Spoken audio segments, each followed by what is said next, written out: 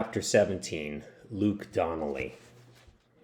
I don't go to school much anymore. They've got nothing to offer me. Trigonometry, for instance. Sine, tangent, cosecant, garbage. What did that ever solve? When your mother and father decide that getting high is more important than being parents, the answer isn't in any math book. Social studies was pretty good. I learned some life lessons there. We were studying the worst tyrants in history: Genghis Khan, Julius Caesar, Adolf Hitler, Joseph Stalin, Mao Zedong. Trust me, those dictators could take a back seat to my grandmother. Man, does she hate me. It's like she blames me for every bad thing that mom and dad ever did. But since she can't hold me responsible for them ending up in rehab and worse, she nitpicks every single thing about me. My grades are terrible. Why didn't I get a haircut? I dress like a juvenile delinquent. I'm rude and disrespectful. My grammar's lousy. I set an awful example for my kid brother, Evan. Now, don't get me wrong. I'm grateful to Grandma and Grandpa for taking us in after Mom and Dad dropped out of the picture. And Grandpa's pretty nice if you don't mind bad jokes and garlic breath. For sure, you have to feel sorry for the guy because he's been married to Grandma for 40 years. She doesn't hate him the way she hates me, but finding faults is kind of her superpower. Grandpa never puts the garbage can lids on all the way, and he chews too loud, and his nose whistles when he sleeps, which is usually in front of the TV. Incidentally, the one person Grandma has absolutely nothing to say about is Evan. Not that Evan's perfect or anything like that, because he isn't. I overheard her talking to Grandpa about him one time. Poor little kid. His parents just walking away. My heart breaks for him. Now, all that stuff is true. But it's true about me, too. How come her heart doesn't break for me? Maybe she thinks that since I'm 4 years older, I can take it like a man. Well, I couldn't at first. But I can now, thanks to Jaeger. Jaeger's tough, and he's teaching me to be tough, and I need that. The world's a rotten place, and a guy has to protect himself, because if you don't, you'll get trampled. Like Jaeger figured out how useless school is a long time ago. But he didn't just cut classes, he up and quit. And anybody who doesn't like it can shove it. Now, a lot of kids at school think Jaeger's a jerk. But they're just jealous because he has a great car and total freedom, and he lives his life the way he wants. And maybe he is kind of a jerk. What's so bad about that? You have to be strong to survive and come out on top. People are afraid of him. He gets respect. Sometimes he even scares me a little, but I know that's only because I haven't learned to be tough enough yet. He's the perfect friend for a guy like me. I'm lucky to have him. And considering how lucky I've been up till now, I need all the luck I can get. One weird thing about Jaeger, he tries really hard to get my grandma to like him. He gets super polite when she's around and always makes an effort to be helpful.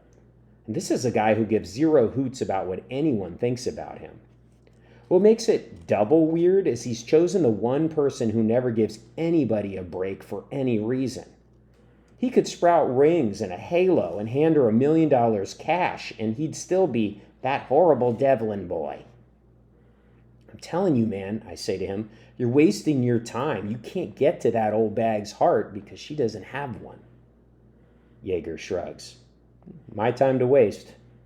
He tips his head back and takes a swig from the syrup dispenser we swiped from Pancake Palace. The two of us are lounging in the Mustang with the top down, and I'm shivering a little in the night air, but Jaeger likes it cool. He says it keeps his senses alert. We're parked in the alley behind the dollar store because Jaeger noticed that the back door is really old and the lock might be easy to jimmy open. And that's another thing about Jaeger. He's got eagle eyes. He's great at scoping out opportunities. And that's when a slight figure cuts across the alley and ducks through into the neighborhood that starts on the other side. Jaeger sits forward. Wasn't that your brother's goofball friend, the nutjob? I nod. Mitchell Worthless? Where's he going at this time of night? Jaeger starts the car and we head out of the alley onto the main road. And there's Mitchell walking with purpose past the main entrance to Canaan Estates. Jaeger frowns. That kid lives in Estates? I thought he was dirt poor. No way, I conclude. What's he up to? We follow him, keeping well back, and Jaeger drives an amazing car, but it's not quiet, and we don't want Mitchell to know we're on his tail. You'd have to be an idiot not to notice the Mustang.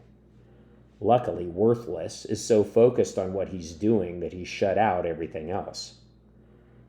We watch as the kid approaches a big, well-landscaped home and hops the fence into the yard. I'm blown away. He's robbing houses? A little shrimp like him? Well, it would explain where your brother and his dopey friends are getting all that money, Jaeger replies.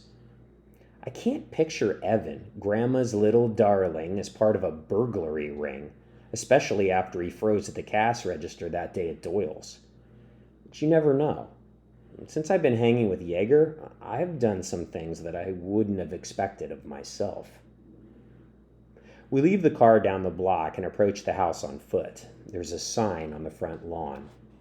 Edward H. Breckenridge, M.D., Ph.D., Doctor of Psychiatry. Who's Edward H. Breckenridge? I whisper. Jaeger shrugs. The two of us walk to the fence, step on the bottom rail, and hoist ourselves up so that we can peer over the top. I've never known Jaeger to have much of a sense of humor, but he has to struggle to keep from laughing out loud. I squint into the darkness.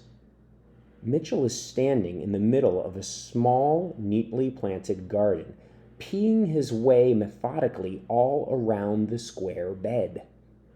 I catch Jaeger's eye and mouth the words, "What the?" and he waves me off.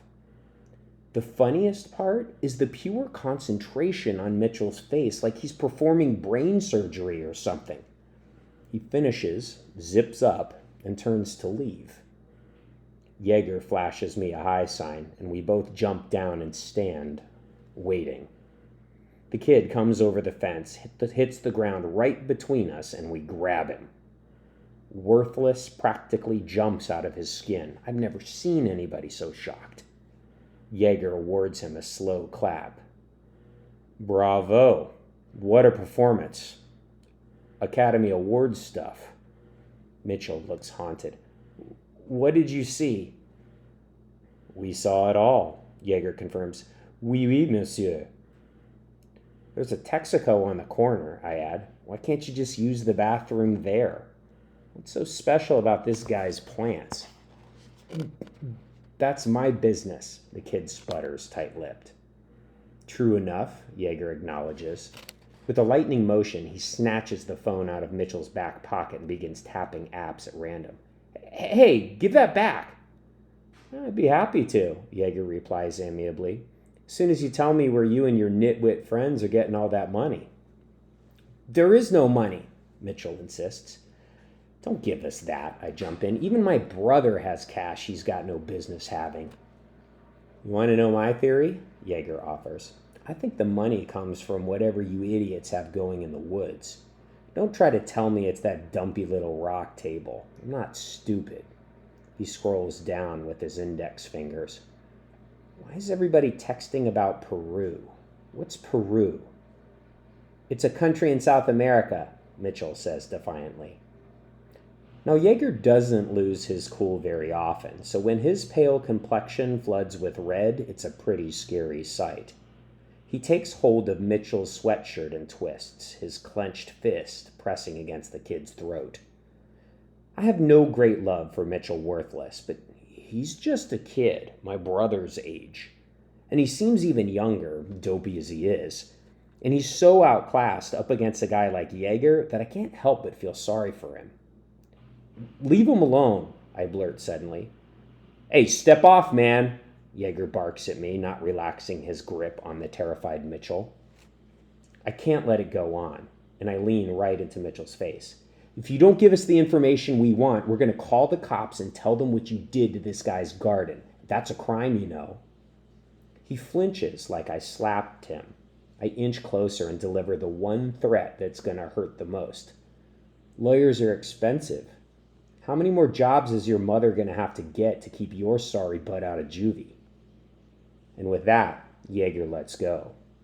Mitchell collapses to the grass, gasping and teary-eyed.